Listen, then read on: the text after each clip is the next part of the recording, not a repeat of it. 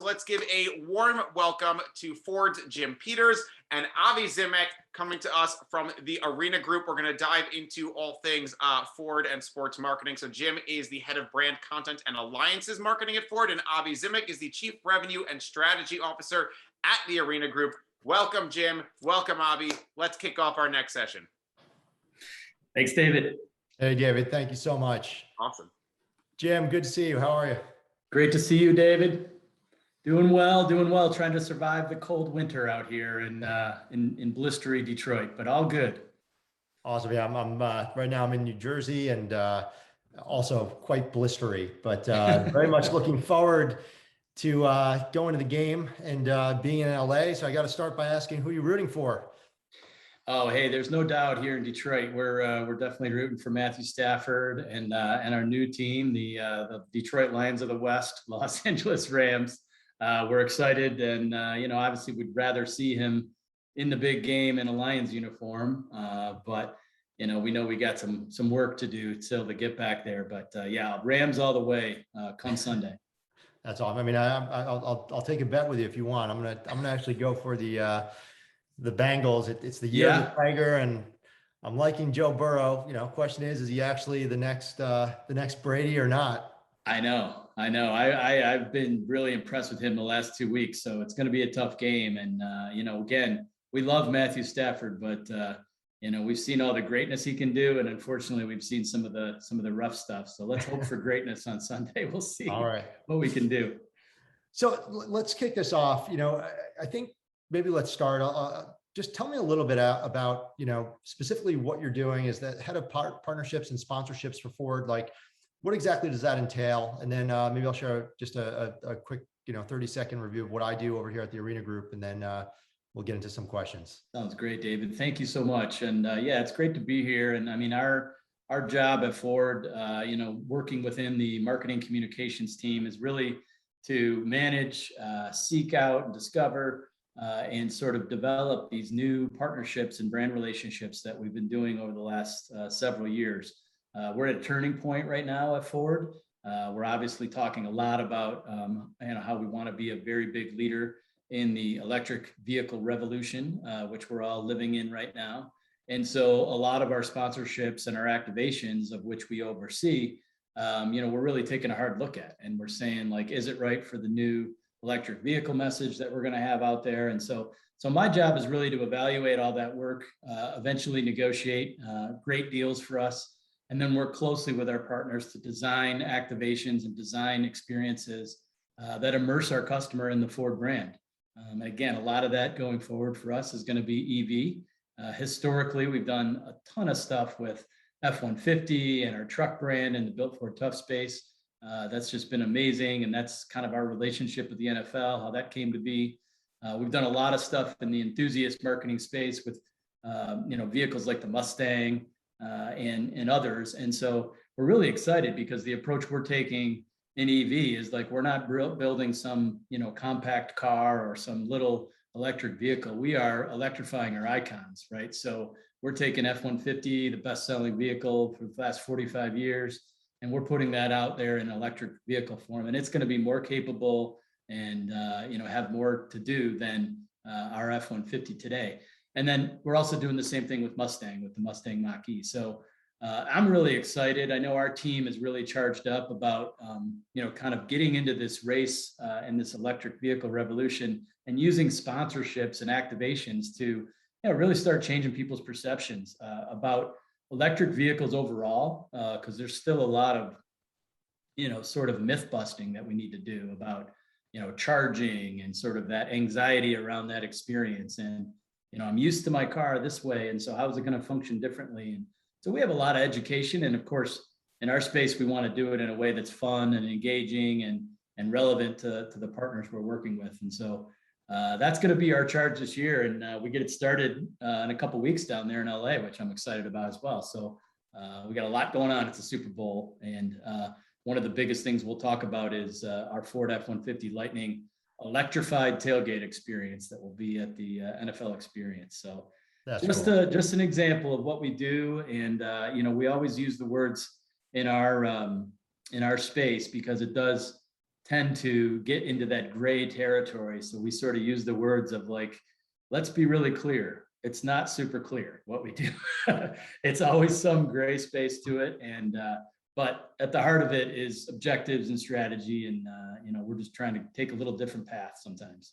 I think, it's interesting. The, the F-150, just such an amazing truck, right? I mean, and look, Ford, I think arguably can say, your Ford stock price went up more than any other automakers, including that new electric vehicle maker that everyone talks about.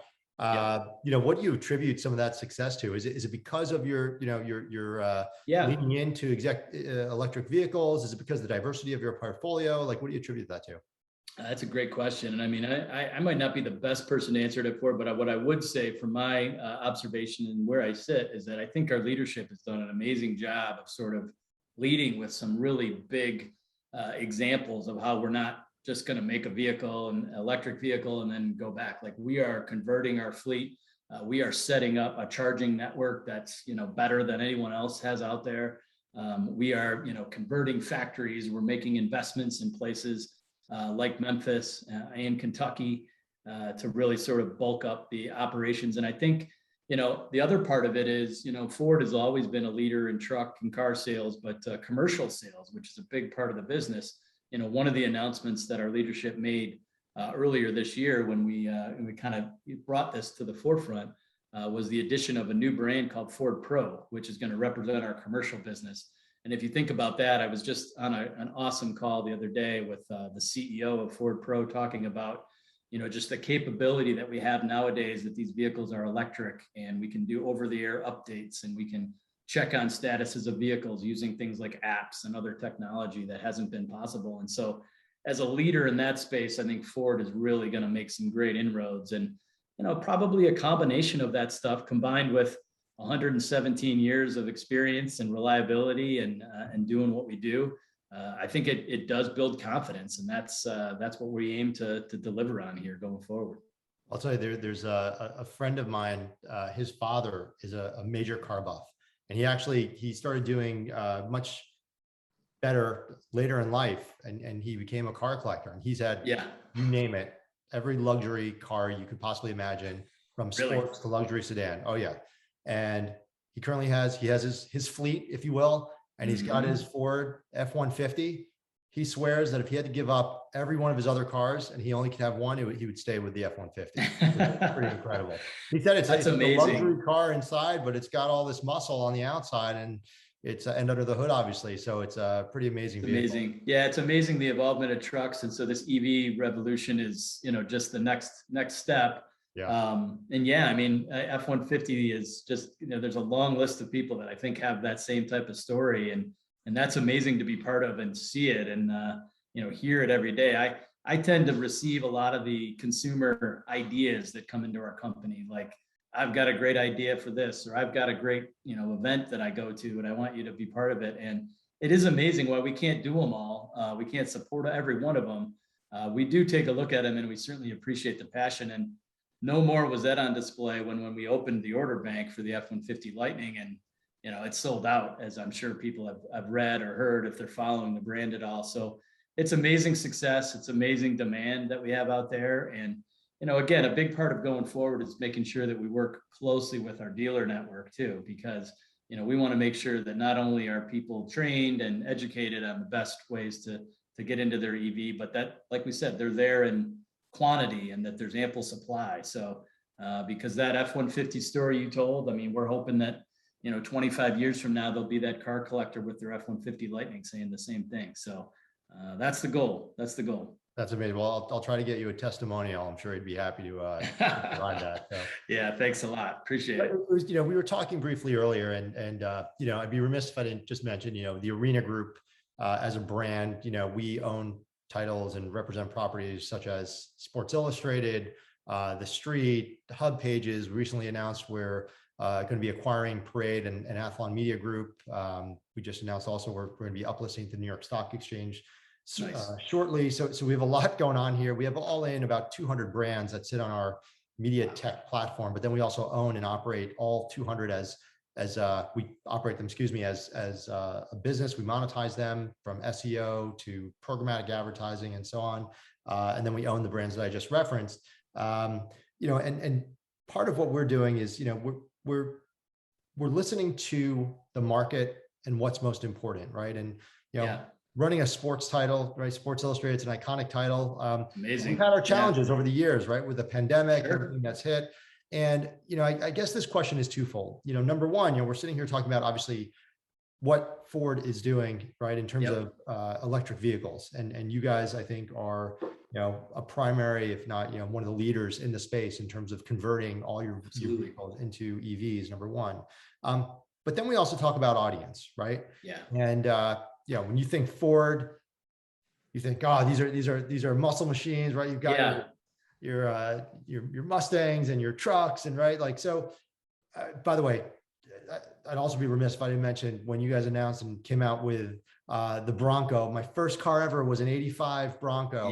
I love that thing. That new thing, new Bronco is just amazing. But thank you so much. Yeah, another one that just we moved so quickly in this industry that the passion and the fervor around that was just something again to behold, and it's amazing to bring that brand back. I mean, just like the F-150, like there are U's of the world that that was their first Bronco, was their first car, and the passion around that brand is also incredible. So I couldn't get one. I tried. I got put on the wait list. I sat there waiting. So. But I'm sorry. We'll talk after this. We'll see what we can do. But look, that backs right into some of the issues that we're facing with this pandemic. Before we talk about audience, maybe talk to me a little bit about, I can tell you, running a sports title, right? When sports was nowhere to be found, right? During the heat of the pandemic, that's not great for a business, particularly a sports business. How did that impact you? Supply chain, chip shortage. How does that change? Obviously, it impacts the industry, but how does that change in terms of, you're thinking about how you approach the media space? Yeah. I mean, it did impact us. I mean, we had a number of things right off the bat, that we had to address. Number one was, in my world, was contracts. We had a lot of contracts and events weren't happening. Not much was happening for a while, as you referenced. So we had to look back and we had to say, which one of these sponsorships are we going to try to stick with? Which are the ones? I mean, I think I learned the term force de majeure more than I ever did in my first 20 plus years in this business. During that time, what it means and what it doesn't mean and what the interpretations are of it. So we went through that process with all of our partners, and it was really big. And of course, had to really shift a lot to digital.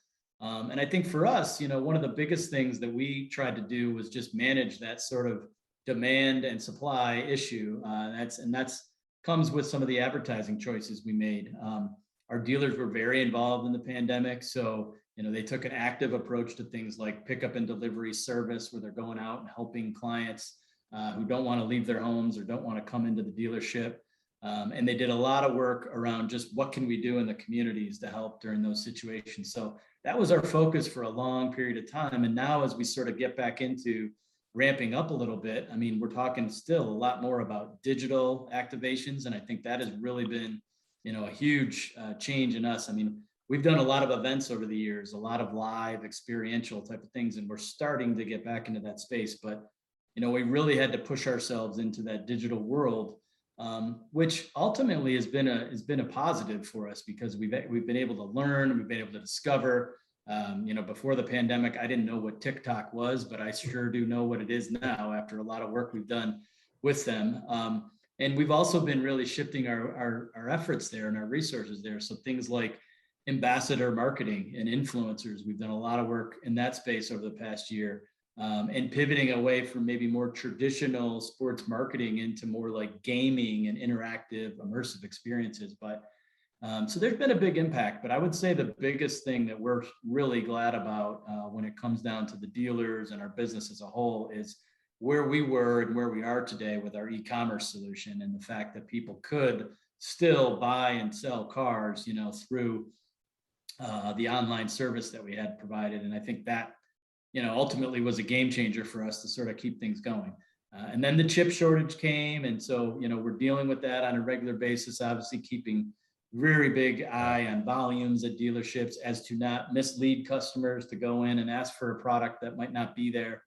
And that's unprecedented, right? That has never happened in the industry before, where, even in a great business like the auto industry, demand has never outpaced supply. And that is first time in our history that we've had to really deal with something like that. So it's continuing now, as we moved into EV, but we still have a lot of vehicles that are great vehicles. You mentioned the Bronco earlier.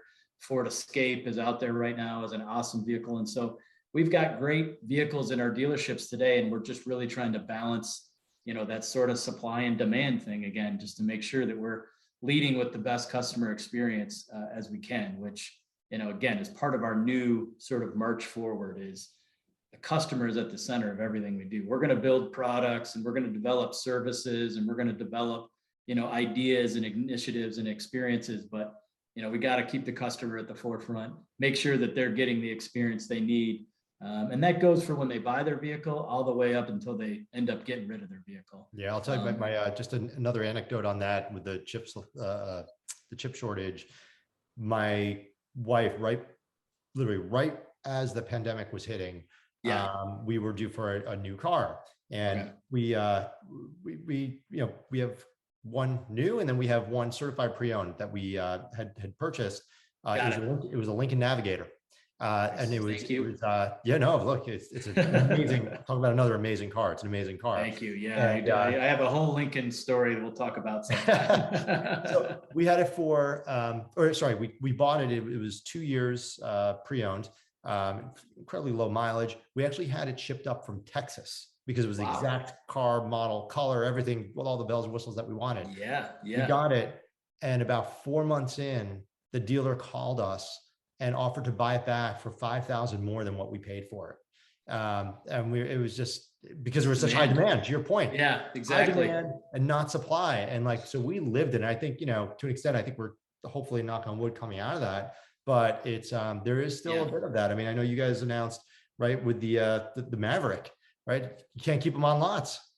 Big. Yeah. It was, again, demand there. And that's a product that does have a hybrid version to it. It's a whole new segment for us. And so, we were so extremely excited to bring that to the marketplace. And the demand, to your point, like almost before we got started, just again speaks to the industry and sort of these unprecedented times. Before we got started marketing it, it was the demand had already been kind of accounted for. So it's a changing time, but Maverick is an exciting product, small utility. You talk about audiences too, and that's one of the key reasons we developed a product like that. We want people to be able to experience the benefits and the capability of a truck in different environments. So whether that be a city environment or just maybe more of an urban lifestyle that you live, then, how can a truck really help you, make the most of that? And so super proud of the Maverick and how that has come into the place. But it's the audience is really important. Like you said, consumers in the center of everything that we do. And now we're starting to develop the products and the strategies that go with that in mind versus, let's build what we think is the best product and hopefully people will like it.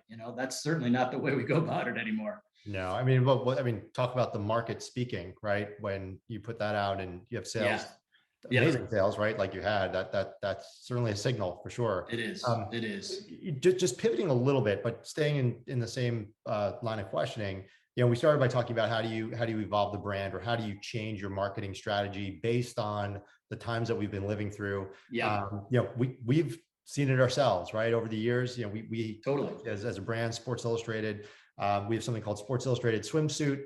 And we recognize 75 years, right? This year, 75 years. Yeah, we're going strong, man. We're going strong. Nice. Swimsuit's an iconic brand as well. But with everything that's happened, in that space over the years, right? We've also recognized that. But we also recognize that we have a really strong, dedicated base of women who love the brand, and they really are a community. And we launched an app and a community, and within weeks we were up to over 50,000 members. So we've pivoted that brand. And actually, we launched ourselves an initiative called Pay with Change, where we are ensuring that any advertiser who runs, whether it's in the magazine or on the website, or as part of the entire activation, an initiative, they must have an initiative themselves that supports women's and gender Like it. equity and equality. And if they don't, we're actually going to run, for example, in the magazine, a blank page that says an advertiser was supposed to run here, and then proceeds, a percentage of all the revenue will go towards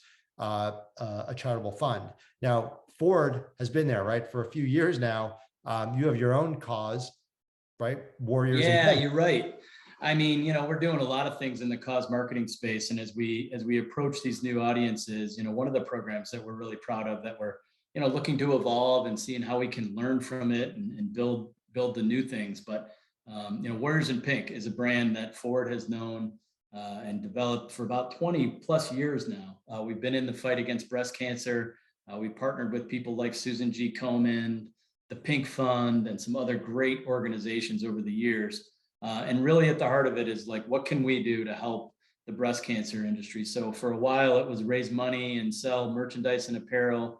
We partnered with celebrities to do that. And then really though, what we've transitioned into, which, I'm really excited about, because, I believe in these partnerships, even when you get into spaces like this, relevance is super important. So as a transportation company, as a company like Ford, what can we really do for breast cancer patients? And the reality is obviously raising money helps, but the number 2 reason that people do not survive breast cancer in this country is because of transportation challenges. Wow. And so we took that insight that was given to us by one of our partners at Susan G. Komen, and we took that and we developed a mobility initiative to where people could sign up to get Ford rides to and from their appointments. We've had some ups and downs with it, but through its initial phases, we were delivering thousands of rides. And just to be able to do that as a car company and really make an impact on those causes that are very important to women and men around the country is something that we really take a great pride in. And so now we're looking to take that work and sort of advance it into, what's next? Who is the next group? What's the opportunity for us going forward? Education is a big cause at Ford Motor Company, and obviously that's a big cause for everybody.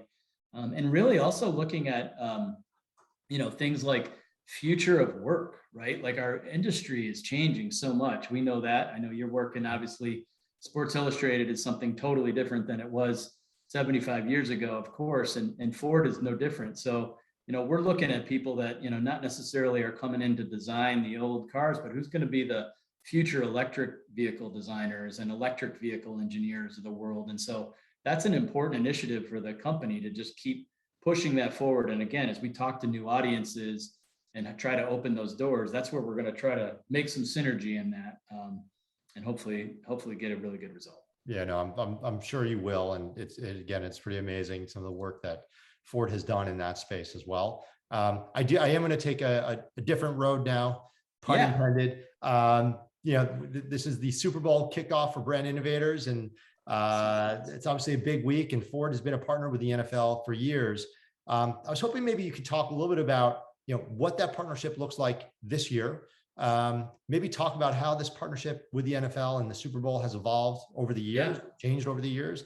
And if you don't mind, just to tease it out there, I'm really excited about your Hall of Fans, Ford's Hall of Fans, and was hoping you could maybe touch on that a little bit as well. I can, for sure. Thank you very much. So yeah, we're excited about the big game. And again, really lots of thanks to David and Brand Innovators for having me be a part of this. It's great to be here. And, the big game is coming up, and we've been partners for about 12 years now with the NFL. We're official truck of the league. And so we work in that capacity. And so really what our partnership nets us in large part in terms of initiatives and sort of moments is we're really involved with the draft. And so the draft has been something that we've had lots of different initiatives around, media, online, offline type of stuff.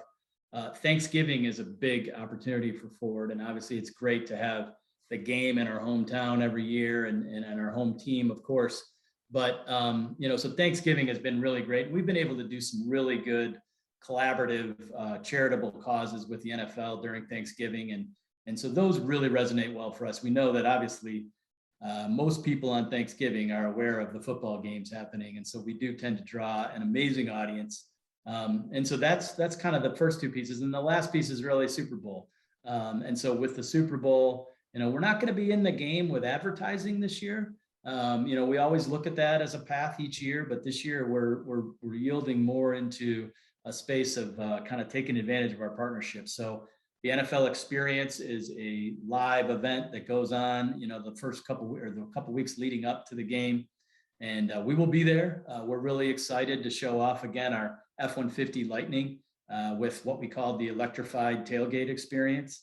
And so through that, you're going to learn all about F-150. You're going to learn about our Hall of Fans promotion, which I'll talk about in a second.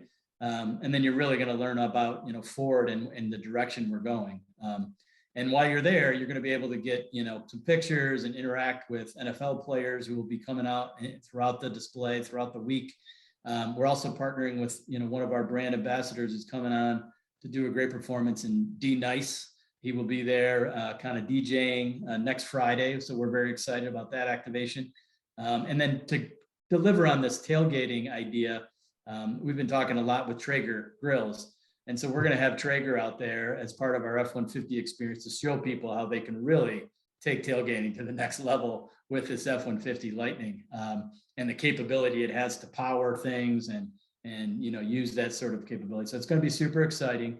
And then you mentioned the Hall of Fans. I mean, the Hall of Fans is a great promotion that we have done for, this is our 4th year doing it. And it's really done in conjunction with the Pro Football Hall of Fame, of which Ford is a sponsor.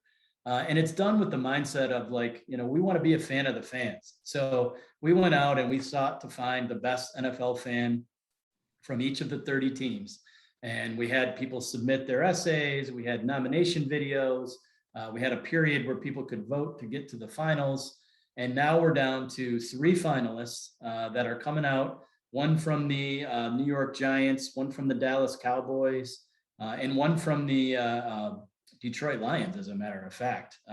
And the voting is taking place right now. So if you're watching this and you want to go on FordHallOfFans.com and place your vote for who you think should get in, please do so. And on Saturday, we will announce the finalists of who got in to the Hall of Fame. And what's really great about this is that this experience doesn't end after the Super Bowl. They're very excited, but what happens is those people literally go into Canton. They go into the building. There's a whole section that has been created for Ford, by Ford, in the Hall of Fame to honor these people, and their plaques and their memorabilia and their photos and their greatest moments will be on display for everybody to come and see. So that's a great, exciting moment, especially for these passionate NFL fans. I mean, we've seen, the painted bear man was in the first class that we did in the first year. We've seen the more traditional sort of humble fan. We had our first female winner last year, which is actually a Kansas City Chiefs. Jim, and how many years has this been?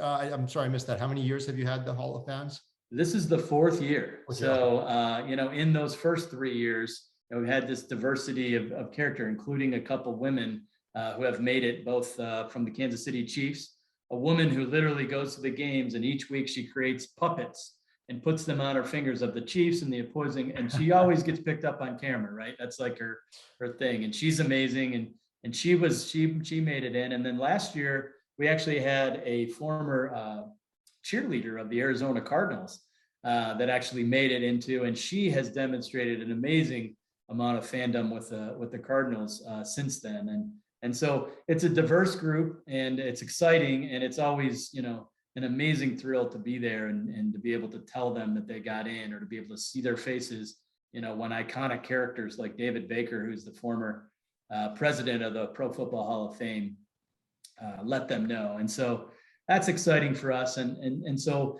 between those 2 big initiatives and then some things we have going on with the Pro Football Hall of Fame and having a lot of our dealers in town, it's going to be a great week for Ford, and we're super excited. That's so I am actually going to the game, and I will be tailgating. So I'm going to hit you up for some Ford tailgate tickets if that's a possibility. I'd love to go check it out. Yes, sir. You got it for sure. Awesome. I can definitely deliver on that more than I can the Bronco, to be honest with you. We can work on both. Yeah, I might hit you up for that as well. Okay. So let me take a step back a little bit. Just looking at your responsibilities and your purview, being the head of partnerships and sponsorships, it'd be interesting to understand, what role does sports marketing play in the overall media mix for Ford, right? I feel like there's not a sport or venue out there where I don't see Ford have some kind of presence. So, and this will be our last question for the segment, but I'd really just like, from your perspective, to understand like what role sports marketing plays. And I think that's a good way to end this session. Wrap it up. Yeah. I appreciate it. Yeah. Thank you again. So awesome to be part of this with you, and I appreciate all the questions. I think, the biggest thing when we look at sports, it's really hard to sort of rival the amount of impressions you can get, as a sponsor of Fox NFL Sunday, for example. We know each week that we have the ability to impact, 30 million fans that are watching that show each week. And so we try to take as much advantage of that as we can. I think the industry changing and going more to this digital format has really impacted that, but not necessarily taken away from sports, but really sort of driven us into new territories and new ways of exploring how we activate sports. So signs and logos and branding and things like that, pretty traditional, but these next level programs, like things like the Ford Hall of Fans and, areas like gaming, like we talked about earlier, that we're starting to do more and more of, really sort of are all kind of evolving and growing, I think, from the base that we've had in sports all these years. So it's different, it's evolving, it's changing. And, we're looking to evolve with it, but it's still a mainstay in what we do each and every year. So, we'll look to keep it going in the future here. That's great.